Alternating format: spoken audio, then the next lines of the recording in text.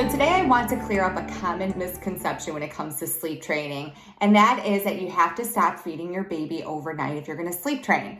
Well, the good news is that this is absolutely untrue. Some babies still require a night feeding until they're 8 months old, maybe even a year. And that shouldn't hold you back from teaching your baby to fall asleep independently if they're waking up multiple times per night and you're exhausted. So let's start by defining what sleep training is. So sleep training is basically teaching your baby to fall asleep without a sleep prop. So a sleep prop would be anything that goes missing overnight that you would use to put your baby to sleep. So that would be feeding your baby to sleep with your breast or bottle, rocking your baby to sleep, holding your baby to sleep, and even the pacifier. And the reason why we want to teach your baby to fall asleep without those things if they're having sleep issues is because in the middle of the night, they wake up about 5 times when they're connecting sleep cycles. So they sleep in cycles. They go from light sleep to deep sleep. And after every cycle, there is a little tiny wake up. And during these wake ups, they do an environmental scan to see if there's anything in their environment that is off. This is a protective mechanism. So what happens is that they expect to be in your arms because you had just fed them or rocked them to sleep, or they expect the pacifier to be in their mouth and they're now in their crib and there's no passy. Then what happens is this triggers a wake up because they are alarmed. Like, what happened? Last thing I remembered, I was in my mom's arms and now I'm in my crib all by myself.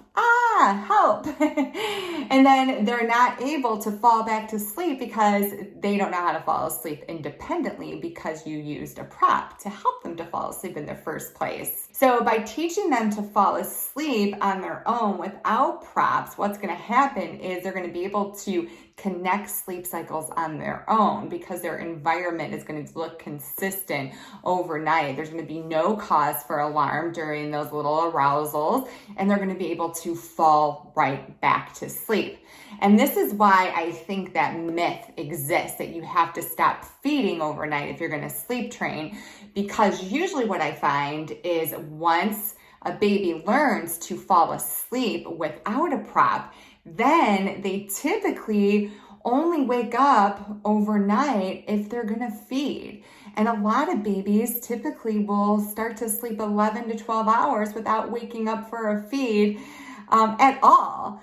So if your baby is sleep trained and still wakes up to feed once or twice, that's totally fine. I encourage you to continue to feed your baby because obviously they need the nutrition.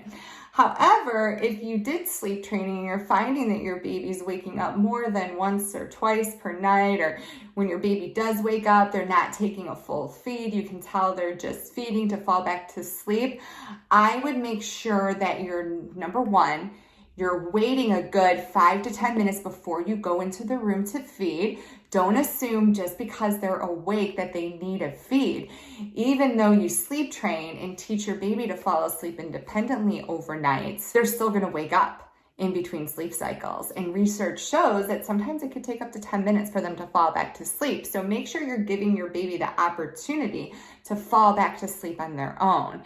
And then also make sure that when you do feed, you're not feeding back to sleep, because if you are, then they're going to maintain this feeding to sleep association. So if your baby is waking up excessively overnight, and you know they can do better and you haven't done sleep training yet, I encourage you to check out my blog, What the Heck is Sleep Training Anyway?